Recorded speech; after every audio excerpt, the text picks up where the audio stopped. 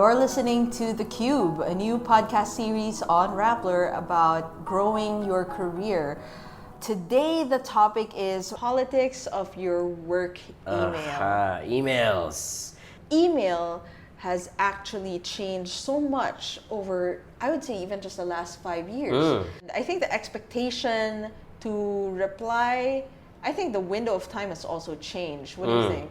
Yep.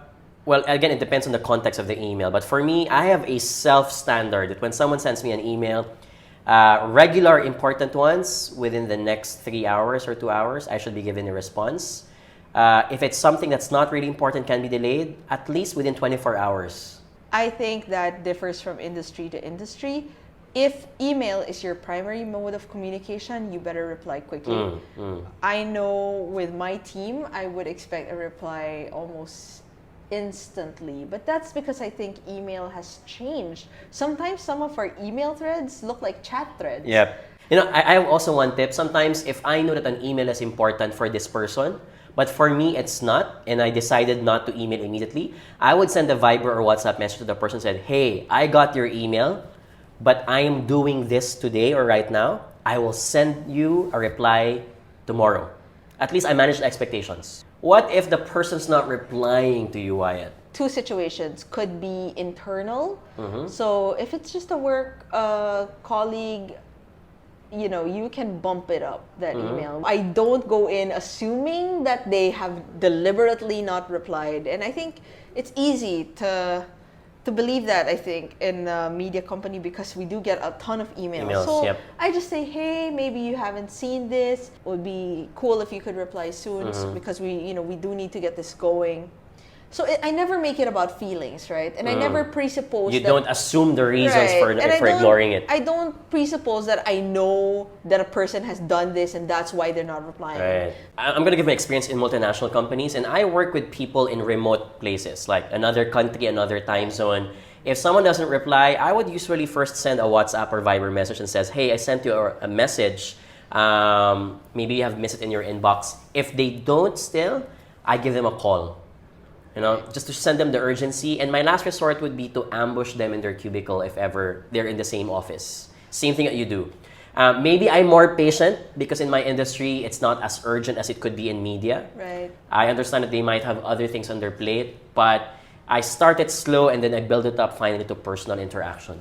I think the other situation there is if the person who's not replying to you is outside your company and not just somebody that you work with. Yeah. And I think the strategy has to change a little bit from there. So you do have to give it time, right? So what you don't say is as important as what you do say. Yep. So the way that you phrase that email would be like, hey, just following up on this. I wondered, maybe a call would be better for you. Yep. The person who's reading it is smart. They will understand. He will read between the lines. Yeah, that it's urgent, right? That it's urgent or at least it's important. Please reply very soon. If not, after a while, give them a call. I would say if it's really super urgent. Now, but I need to pick up from what you said about ambushing them in their cubicle. So if it's somebody you work with regularly, you probably know their habits, right? True.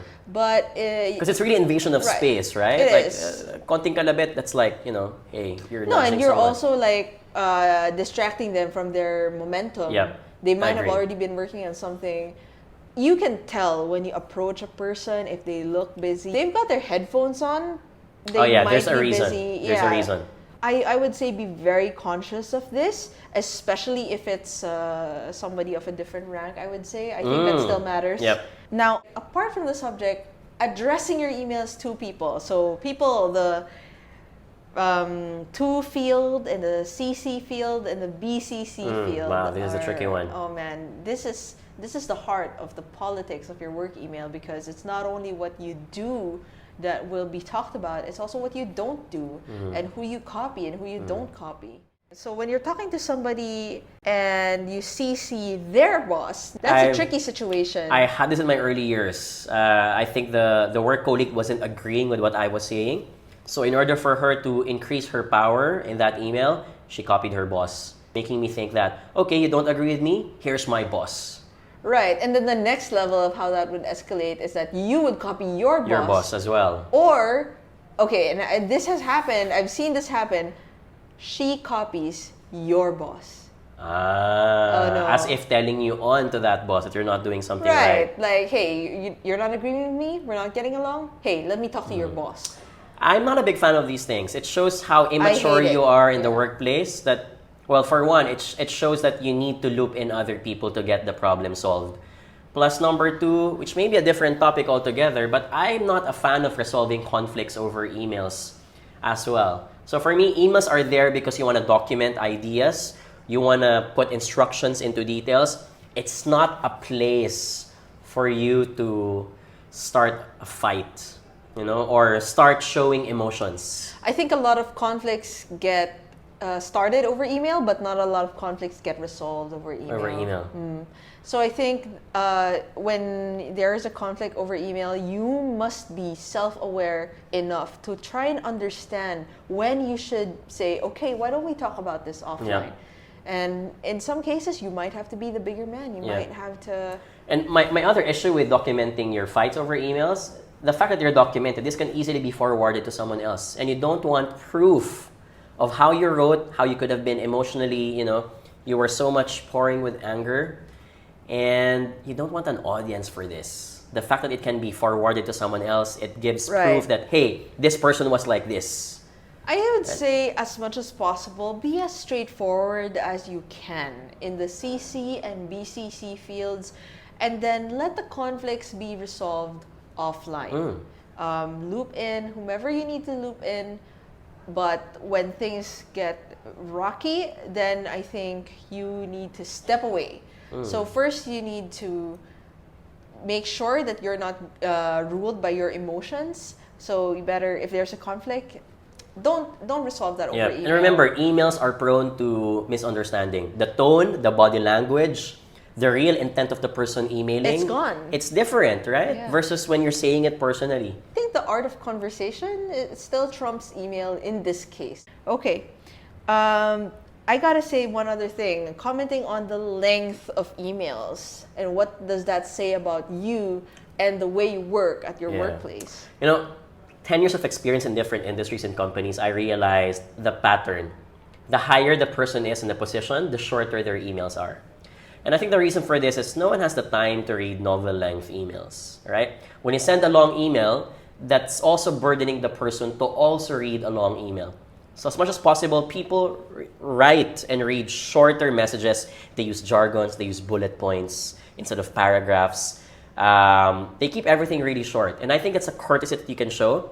That's one. Number two, I think it says a lot about your coherence of thoughts. When I test out people to work with me, I always see how their emails look like. Because the longer it takes for them to express an idea, the poorer their communication skills are. And I would always suggest, especially to fresh grads, if you want to make a good impression, learn how to write shorter emails as early as you can in your careers. Because it will really show. In terms of the length of emails, you can't help it sometimes. There are long things that you must summarize. Especially the technical ones. Yeah. So I would say a great strategy to move forward with that is to make sure that you are able to glean the impact first, right? So why would somebody want to read your very long email? So you got to think about what's in it for the person that you've sent the it audience. to. Yep. Because maybe it impacts their bottom lines, or does it impact the way they're reporting something? That they don't want to be burdened to call you up asking for more details just because you missed it out in that email. So if you want to send a long email, you got to frame it in a way that will make people understand why it's there and see the value in it. So I don't necessarily want to write off long emails as irrelevant. I think there are times... It depends on the context. Yeah, absolutely. And sometimes I got to say when there's a conflict incident, then you're going to want to put these things in writing. This is one of those times when clarity will be very important. All right, what do you think about people who write long subject headings? Or probably people whose subject headings have nothing to do with the content of their emails?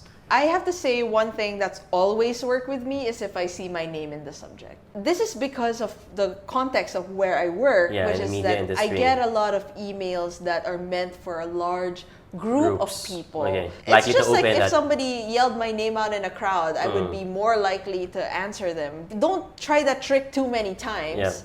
because that also turns stale. I think we agree with the same philosophy. For me, if it's not the name being called out, call out the objective of that email. So, for example, if you're requesting for a budget increase, then don't beat around the bush explaining what you're after at the end of the email. State it clearly in the email subject. Please People would read never leave the subject blank. Yeah, exactly. Don't put a smiley face in there. It has to be about, about what you're trying to achieve. And I think there are also times wherein if the discussion in the email has changed already, change the subject heading, because that will give you proper documentation where to look at, especially when you're browsing through archives. Well, if you change the subject heading, you will also be creating a new thread in your email. So if you want to keep it all in one thread, then don't change the subject. But if you are comfortable with starting a new thread, and or notify people that you are changing, better chance that it'll be bumped up to the top of your inbox, then fine. But you know what works really great? Sending the email and then going up to the person and going, I sent you an email. I agree. Right. And it's about this, blah, blah. Again, that only works if it's somebody you're working with, but if it's a stranger, a lot of that the would emails you send will be to coworkers anyway. Yep. I counter this, like the HR department, for example, sends an email to everyone, copying everyone in the company saying, hi everyone, news bulletin about no work on this day, etc., or anything, any announcement. And then someone replies to the entire thread saying, noted.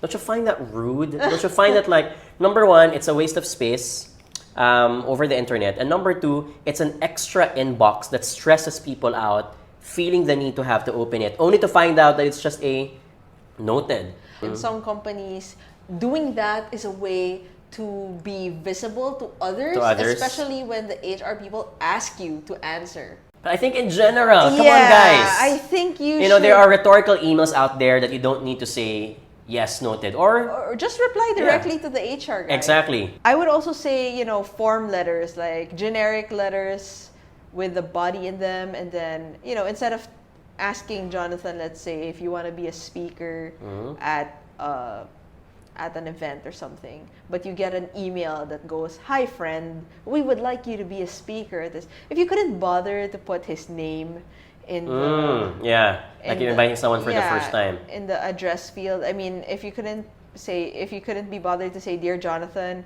or if you couldn't be bothered to send him his own email as opposed to being looped into a huge group, I might not even consider that. When I receive those kinds of emails, I feel like I'm one of the tasks that he just needs to finish.